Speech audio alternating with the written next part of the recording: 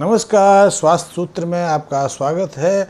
और ये मेरा वीडियो थोड़ा इम्पोर्टेंट है क्योंकि मैं अपने वीडियो की इम्पोर्टेंस बताना चाहता हूँ। मेरे कई मित्रों ने मुझसे पूछा है कि स्वास्थ्य सूत्र का उद्देश्य क्या है, स्वास्थ्य सूत्र के जो वीडियोस हैं उनकी इम्पोर्टेंस क्या है। तो इसके बारे में मैं कुछ चीज़ें बताना चाहता हूँ क्योंकि मेरे वीडियोस में आप देखेंगे कि ना तो मैं ट्रीटमेंट के लिए सजेशन देता हूँ, ना मैं किसी मेडिसन या ऐसी किसी हर्बल कॉम्बिनेशन के बारे में कोई प्रचार करता हूँ, ना जानकारी देता हूँ। जो मेरी जानकारियाँ होती हैं उसे आप अपने घर पे बना सकते हैं, घर पे उनका प्रयोग कर सकते हैं और उनके माध्यम से आप निरोगी रह सकते हैं, अपने रोगों से मुक्ति पा सकते हैं। क्योंकि यही तो परंपरा है।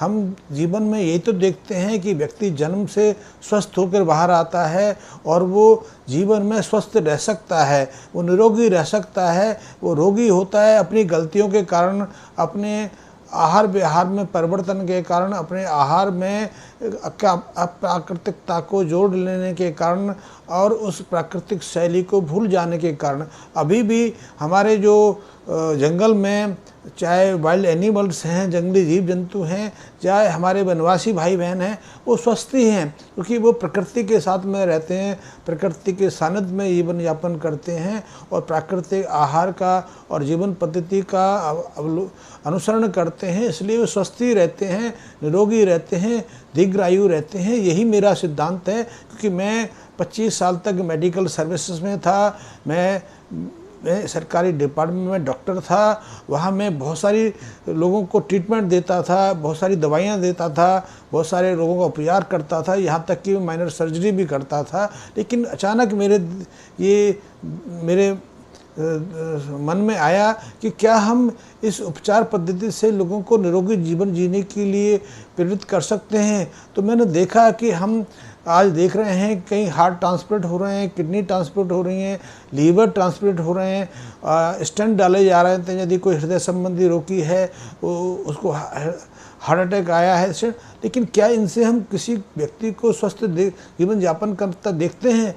कि हार्ट सर्जरी कराने के बावजूद भी 10 साल जीवन जीना मुश्किल हो जाता है। जो किडनी ट्रांसप्लांट कराते हैं उनमें से 25% लोग ही ऐसे हैं जो 10 से 12 साल तक ज़्यादा जीते हैं, अन्यथा ज़्यादातर लोग 10 साल से पहले जीवन को छोड़ के चले जाते हैं। स्टेंट हर दूसरे तीसरे साल डलवाना पड़ता है, उसके बावजूद भी हम उनको स्वस्थ नहीं रख पाते, उन्हें जीवित नहीं रख पाते। तो ये हमें इस बात का ध्यान रखना है। और जो ट्रीटमेंट की बात है, मेडिसिन बेचने की बात है, तो ट्रीटमेंट देने के लिए हमारे देश में 13 लाख से ज़्यादा रजिस्टर्ड मेडिकल डॉक्टर्स हैं जो MBBS, MD या उससे ऊपर के हैं, DM हैं और बड़े बड़े अस्पताल चलाते हैं, बड़े बड़े अस्पतालों में अपनी सेवाएं देते हैं। इसी तरह 12 लाख से ज़्यादा मेरे देश में आयुष विभाग के डॉक्टर्स हैं, जिसमें आयुर्वेदिक डॉक्टर्स भी आते हैं, होम्योपैथिक के डॉक्टर्स भी हैं, नेचुरोपैथ भी हैं, यहाँ तक कि योगा को भी और यूनानी वैद्यों को भी उसमें सम्मिलित किया गया है। तो हमारे पास बहुत विस्तृत एक श्रृंखला है डॉक्टरों की। आप अपनी सुविधा से, जितनी आपकी पॉकेट भारी है, जितने आपके पास पैसा है, उसकी मदद से आप कहीं भी इलाज करा सकते हैं। वो इलाज मैं आपको उपलब्ध नहीं कराना चाहता। इसीलिए बहुत सारे ऐसे वीडियोस रोज़ अपडेट होते हैं, अपलोड होते हैं, जिनमें कई तरह की दवाइयाँ बताई जाती हैं, कई तरह के कॉम्बिनेशन बताए जाते हैं। और यदि आप नहीं बना पाएँ तो वो सर्विस दे देते हैं, आपको कुरियर से घर पे भिजवा सकते हैं। तो वो ऐसी व्यवस्थाएं हैं।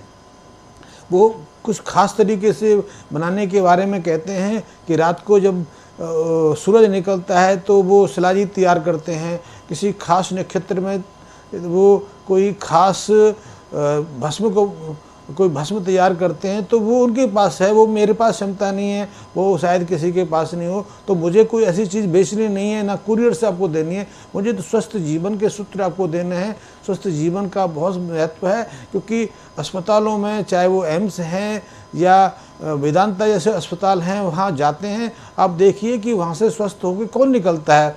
और वहाँ जाना और स्वस्थ होकर निकलना तो ऐसे है जैसे स्वर्ग के द्वार से निकल के हो के आना। क्योंकि वहाँ तो बहुत पैसा चाहिए, बहुत साधन चाहिए, आपका धन संपन्न होना बहुत ज़रूरत है। तो गरीब आदमी थोड़ी अस्पतालों में सेवा ले पाएगा। आप देख सकते हो, गरीब आदमी अस्पताल की बात तो छोड़ो कि एमडी के पास नहीं जा सकता, डीएम से सर्विस नहीं ले पाता। मैं कई ऐसे डीएम को जानता हूँ, मैं कैसी कार्डियोलॉजिस्ट को जानता हूँ जिनकी ज़बान बहुत कड़वी है, जो अपने पेशेंटों को गाली दे के बात करते हैं, डांट झपट के बात करते हैं, और बेचारे क्योंकि मजबूर हैं पेशेंट तो क्या करें, वहाँ उनके दर पर उनके जो क्लिनिक्स हैं, उनके जो हॉस्पिटल्स हैं, वहाँ 4-4, 6-6 घंटे तक पड़े रहते हैं। तब कहीं बारी आती है, डॉक्टर गाली देता है क्योंकि वो पिछली बार नहीं आया, पिछली बार नहीं आने से उसके जो ट्रीटमेंट में डिले हुई, अविलंब हुआ, तो वो कहता है क्यों नहीं आए, क्योंकि वो कहता है कि हमारे पास पैसा नहीं थे। तो वो डॉक्टर वो उनको बोलेगा कि पैसा नहीं तो मर जाओ, मेरे पास क्या करना है। तो मैं ऐसी भाषा नहीं बताना चाहता, क्योंकि ऐसी तो आपके पास ऑप्शंस हैं, कहीं भी ट्रीटमेंट ले सकते हैं। ऐसे डॉक्टर्स, ऐसे स्पेशलिस्ट, ऐसे अस्पताल तो आपको चारों तरफ भरे पड़े हैं, आप कहीं से ले लीजिए। लेकिन मैं तो आपसे बताना चाहूँगा कि हमारे देश में ऐसे लोग भी हैं जो डॉक्टर के पास नहीं जानते, वो केमिस्ट के पास जाकर दवाई ले आते हैं, और ऐसे लोगों की संख्या भारत में कम नहीं है। कम से कम 35% आबादी ऐसी है जो सीधे केमिस्ट से दवाइयाँ लेके अपना उपचार करती है। और कुछ ऐसे लोग हैं जो केमिस्ट के पास से जानने से डरते हैं, तो फिर उनके लिए जड़ी बूटियां हैं, फिर उनके लिए बाबा हैं, कई तरह के योगाचार हैं, कई तरह के वैद्य लोगों को मैं सम्मान की दृष्टि से देखता हूं, क्योंकि उनके ध्येय बीमार को ठीक करना होता है। उनके लिए ध्येय स्वापार्जन नहीं होता, उनको से धन लेना नहीं होता है। वो वास्तव में एक ईश्वर के अवतारी हैं, क्योंकि वो बिना लालच के तो दवाइयाँ देते हैं, और दवाइयाँ बनाने की पूरी प्रक्रिया भी उन जिज्ञासुओं को बता देते हैं। तो मैं उनका सम्मान करता हूँ। इसी तरह बहुत सारे देश में योगाचार्य भी हैं, योग मनीषी भी हैं, जो बिना लालच के, बिना किसी धन की लालसा लिए लोगों का उपचार करते हैं, लोगों को निरोगी करते हैं। तो यही मेरी पिछले करीब 3 साल से मेरी ये जिज्ञासा रही कि मैं अस्पताल में रह के या अस्पताल खोल के या प्राइवेट सर्विसेज करके लोगों का उपचार नहीं कर सकता, क्योंकि लोग उपचार करने के लिए तो बहुत लोग बैठे हैं, और वहाँ बैठने के लिए, वहाँ ऐसी सुविधाएं उपलब्ध कराने के लिए तो मुझे खुद धन की आवश्यकता है। क्योंकि यदि मेरे पास अस्पताल नहीं होगा, बड़ा क्लिनिक नहीं होगा, तो कौन आएगा, और यदि आएगा और मेरे पास मेरी सलाह लेगा और मैं उसको डायग्नोसिस के लिए, मैं उसे रोग निदान के लिए किसी लेबोरेटरी नहीं भेजूंगा, उसकी एमआरआई नहीं कराऊंगा, कैट स्कैन नहीं कराऊंगा, अल्ट्रासाउंड नहीं कराऊंगा, इकोकार्डियो नहीं कराऊंगा, तो उसे विश्वास नहीं होगा। मैंने देखा है 25 साल पहले, 30 साल पहले जब मैं इंटर्नशिप में था, तो हमारे पास पेशेंट आते थे, और डॉक्टर जब तक उनको लिटा के उनका पूरी तरह चेकअप नहीं कर लेता था, उनकी पल्स रेट नहीं दिखता था, उनकी जीभ नहीं देखता था, उनकी आंखें नहीं जांच लेता था, तब तक वो मरीज डॉक्टर से संतुष्ट नहीं होते थे। संतुष्ट तब होते थे जब उनको ये ज़रूरत नहीं थी कि हम स्टेथोस्कोप लगाएं, कि बीपी सेट देखें। कि 25-30 साल पहले तो ज़्यादातर डॉक्टरों के पास बीपी सेट ही नहीं होते थे, लेकिन ऐसे मरीज तब संतुष्ट होते थे जब डॉक्टर उनसे भली बात बहुत सारे प्रश्न पूछ लेता था, बहुत सारी चीज़ें जान लेता था और पूरा चेकअप करता था, तब वो दवाइयाँ लेते थे। अन्यथा स्पेशलिस्ट डॉक्टर की पर्चियाँ फाड़ के लोग उसके क्लिनिक के बाहर फेंक जाते थे। अब समय बदल गया, अब डॉक्टर किसी से विशेष प्रश्न नहीं पूछता, वो सिर्फ पेशेंट को देखता है, उसको प्रेस्क्राइब कर देता है कि कौन कौन से टेस्ट कराने हैं। टेस्ट कराने की रिपोर्ट के बाद फिर उसको समझाता है कि आगे उसको क्या करना है, और 5 दिन के बाद ये दवाइयाँ खा के फिर लौटना है, फिर ये टेस्ट करा के देखेंगे। वो टेस्ट में दवाइयों के सर्कल में चला रहता है। मरीज किसी और बीमारी को लेके आता है, किसी दुख दर्द को लेके आता है, लेकिन टेस्ट रिपोर्ट्स में जब आती हैं किसी और बीमारी का पता चलता है, तो फिर उन बीमारियों के लिए डॉक्टर किसी दूसरे डॉक्टर के पास भेजता है, वहाँ इलाज शुरू होता है। इस इलाज में पेशेंट फंसा रहता है, उसका ऑपरेशन भी हो जाता है, उसका ट्रीटमेंट भी हो जाता है, लेकिन जो मूल समस्या है उसका निदान नहीं होता। आपने देखा होगा, आप अस्पताल में कहीं किसी पेशेंट को लेके गए हों, पेशेंट जाता है, बेहोशी का पेशेंट जाता है, श्वास का पेशेंट जाता है, ब्लीडिंग का, वहाँ जाके पता चलता है दूसरे दिन कि इसका बीपी बढ़ा हुआ है तो बीपी कम करने की दवाई देते हैं, फिर तीसरे दिन पता लगता है कि उसका मूत्र कम आ रहा है, मूत्र की मात्रा कम है, उसकी किडनी खराब हो गई है, किडनी काम नहीं कर रही है। फिर किडनी की डॉक्टर को बुलाया जाता है, फिर किडनी का डॉक्टर कहता है कि इसका बीपी जो है फ्लक्चुएट कर रहा है, कभी ऊपर जा रहा है कभी नीचे जा रहा है। फिर तीसरे दिन पता चलता है ये सब तो चलो चल रहा है, अब उसमें हार्ट की बीटिंग अब नॉर्मल हो गई है, उसके श्वास ऑक्सीजन लेवल गिर रहा है, ये सब चक्कर चलता रहता है। तो ऐसे चक्कर से तो मैं तो आपको सही सलाह नहीं दूंगा, मैं तो दूंगा आप ध्यान करिए, आप प्राकृतिक आहार सेवन करिए, आप प्राकृतिक जीवन शैली का निर्वाह करिए, आप क्रिया योग संबंधी ध्यान का प्रयोग करिए, बहुत उपयोगी है। इन सब प्रक्रियाओं की मदद से आप निरोगी रह सकते हैं, क्योंकि धन से आप स्वास्थ्य नहीं प्राप्त कर सकते, दवाइयाँ आपको निरोगी नहीं कर सकती। दवाइयाँ निरोगी करती तो अमेरिका में इतने % रोग क्यों थे?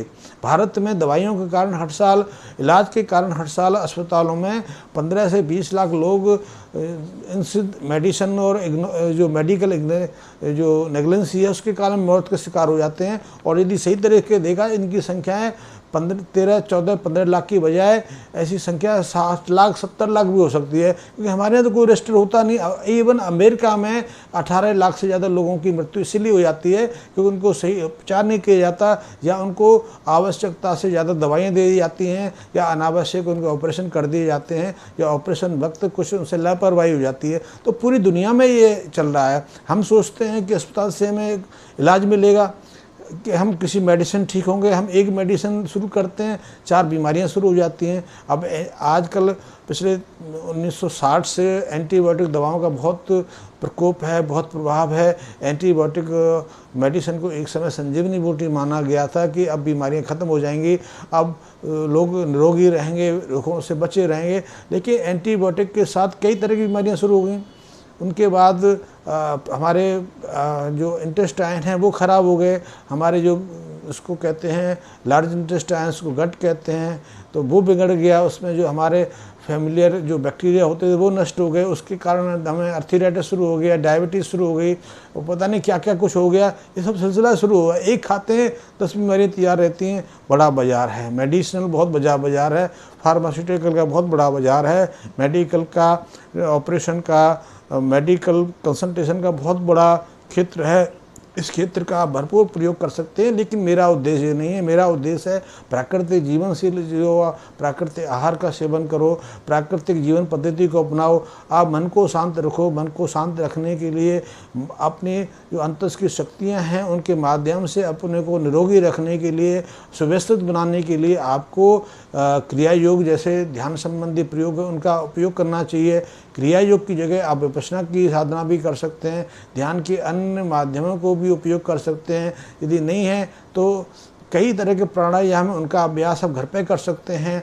आप प्रकृति के सानिध्य में कुछ समय व्यक्त करिए, आप कहीं हिमालय चले जाइए, आप कहीं किसी और जंगली क्षेत्र में चले जाइए, आप गांव में लौट जाइए, अपने गांव लौट जाइए, क्योंकि आप गांव से लौटे हो, गांव छोड़ के जिधर से आए हो, आपने सिर्फ या तो धन संचय किया है या व्याधियाँ इकट्ठी की हैं। आज परिणाम है, आप गांव छोड़ के, माँ बाप को गांव छोड़ के शहर आए, आपके बच्चे शहर छोड़ के विदेश जाएंगे या दूसरे बड़े शहरों में जाओगे, सुख आप भी नहीं रहोगे।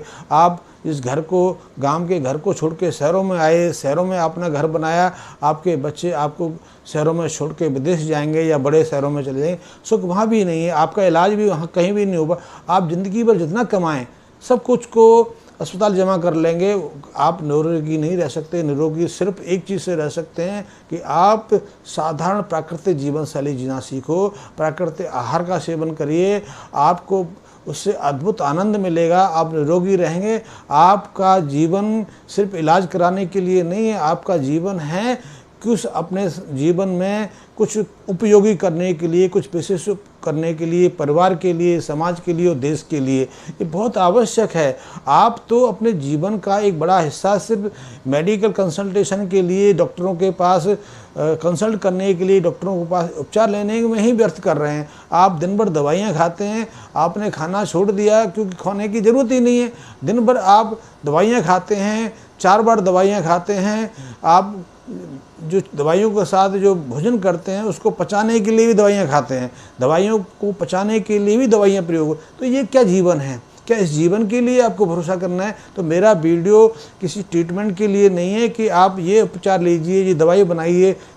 मेरा ट्रीटमेंट, मेरा वीडियो है कि आप सही उपचार क्या ले सकते हैं, सही भोजन क्या ले सकते हैं, सही जीवन पद्धति को कैसे अपना सकते हैं, आपके लिए उपयोगी आहार क्या है, आप कैसे अपने जीवन को निरोगी रख सकते हैं। निरोगी रखेंगे तो आप पति पत्नी में प्रेम रहेगा, आप एक दूसरे का सहारा बन सकेंगे, आपके बच्चे आपके साथ में रहेंगे। आप बीमार हैं तो बच्चे भी पीछे छोड़ जाएंगे, वैसे बच्चे तो पीछे छोड़ ही रहे हैं। आप बच्चों के लिए जितना मर्जी कर लिए, ऐसी परिस्थितियां निर्मित हो रही हैं कि आप गांव से शहरों में आए, आपने बच्चों को शहरों में पढ़ाया तो बच्चे शहर, आपके छोटे शहर टाउनों से या शहरों से निकल के बड़े शहरों में चले गए। कोई मुंबई चला गया, कोई पुणे चला गया, कोई बेंगलोर चला गया, कोई दिल्ली चला गया, नोएडा चला गया, कोई कहीं चला गया। वो वहाँ से भी अब विदेश जाएगा, कोई अमेरिका में जाएगा, कोई कनाडा जाएगा, कोई लंदन जाएगा, क्योंकि वो आपके पास वो भी नहीं रहने वाला। तो इन सबको आपको मानना पड़ेगा कि मेरे वीडियोस का मुख्य उद्देश्य है आपको सही जीवन पद्धति सिखाना, आपको निरोगी रखना, आपको प्राकृतिक जीवन शैली का अनुसरण करना। आपके लिए बिना दवा दारू आनंद के कैसे जी सकते हैं, ये मेरा महत्व है। आप गांवों में रहिए, अपने माँ बाप के पास जाके देखिए, आप अपने पुराने रिश्तेदारों के पास आप जाके देखिए, आप बचपन के यार मित्रों के पास बैठ के देखिए, आप कितने स्वस्थ हैं, आप स्वस्थ ही हैं। आप घर में रह के, शहरों में रह के बीमार हैं, आप डॉक्टर के पास जाके बीमार ज़्यादा हो रहे हैं कि डॉक्टर आपको सिर्फ दवाइयाँ बताएगा, डॉक्टर आपको सिर्फ ऑपरेशन बताएगा, डॉक्टर सिर्फ आपको डायग्नोसिस करना बताए। मुझे बताइए कि आदमी 10,000 रुपये साल का, 20,000 रुपये साल का सिर्फ डायग्नोसिस पे खर्च करता है, पूरी बॉडी का एग्जामिनिंग कराता है, तमाम तरह के उपचार करा। क्या कभी ऐसे आपने देखा कि ऐसे लोग कभी सुरक्षित रहे हैं? उनको, जिसको हार्ट अटैक आना ही है, आप कितने भी उपचार कर लीजिए, कितना भी डायग्नोस करा लीजिए, आपको जो बीमारी होनी है, आपको पैरालिसिस होना है तो होना ही है, आपकी किडनी खराब होनी है तो होनी है। क्या बताइए, स्टेंट डलवाने के बाद कोई जीवन भर के लिए सुरक्षित हो गया? स्टेंट डलवाने के बाद 2.5 साल में, 2 साल में, 3 साल में फिर परेशानी आनी है। आप सिर्फ बड़े अस्पतालों में वो लोग स्वस्थ होते हैं, वो लोग ठीक होकर वापस आते हैं जो पहले से स्वस्थ हैं, जो स्वस्थ होने की हिम्मत रखते हैं। जो बीमार हैं, जो गंभीर परिस्थितियों में अस्पतालों में जाते हैं, वहाँ से कोई बच के नहीं आता। मात्र 3% से 5% लोग बच के आते हैं, और बचने में भी लाखों रुपए का जीवन भर का जो जमा पूंजी है, जीवन भर के जो मेहनत से कमाया हुआ धन है, वहाँ जमा कर देते हैं। आपको शायद जानकर आश्चर्य हो, ये WHO की रिपोर्ट है और भारत के स्वास्थ्य विभाग की रिपोर्ट है कि भारत में 35% लोग जो मध्यम दर्ज के लोग हैं वो उपचार के कारण कर्जदार बन जाते हैं, गरीब हो जाते हैं, खाना पीना छोड़ देते हैं और इस कारण डिप्रेशन में चले जाते हैं। एक उपचार के बाद दूसरे उपचार के लिए घुसते हैं। भारत में तो पागल खाने भी कमज़ोर हो रहे हैं, कम पड़ रहे हैं। तो मेरा एक उद्देश्य है, मेरा वीडियो बनाने का उपचार ना तो किसी को कोई ट्रीटमेंट बताने का है, ना कोई मेडिसिन बताने का है। मेरी मेडिसिन वो हैं जो आपके पास घर में उपलब्ध हैं या जिनको आप आसपास से तैयार कर सकते हैं, और इनके माध्यम से आप हर बीमारी का उपचार कर सकते हैं। आप ये मत सोचिए कि ये मैं कहता हूँ कि हार्ट के मरीज़ को देसी घी खाना चाहिए, तो देसी घी का खाने से कैसे ठीक हो जाएगा, क्योंकि होते हैं। कभी मैंने गाय को, किसी बैल को, किसी बछड़े को हार्ट अटैक आते नहीं देखा, ना आ सकता है।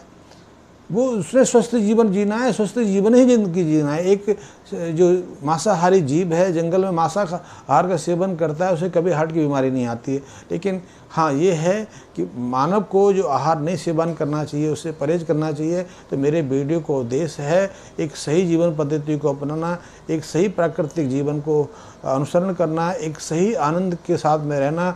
आप नियमित रूप से सही आहार का सेवन करिए, प्राकृतिक जीवन शैली अपनाइए, आप ध्यान का प्रयोग करिए, क्रिया योग का प्रयोग करिए, विपश्यना का प्रयोग करिए, या आप यदि इनमें नहीं भरोसा करते तो पूजा अर्चना करिए, किसी धर्म स्थान पर जाके सेवा करिए, लोगों के साथ रहिए, अपने यार मित्रों के साथ रहिए, अपने बचपन के मित्रों के साथ कुछ समय व्यतीत करिए, आपको बहुत आनंद आएगा। आप यदि 20 साल से पीड़ित हैं तो आप 1 महीने में स्वस्थ होकर बाहर आएंगे, आपके चेहरे पर प्रसन्नता आएगी।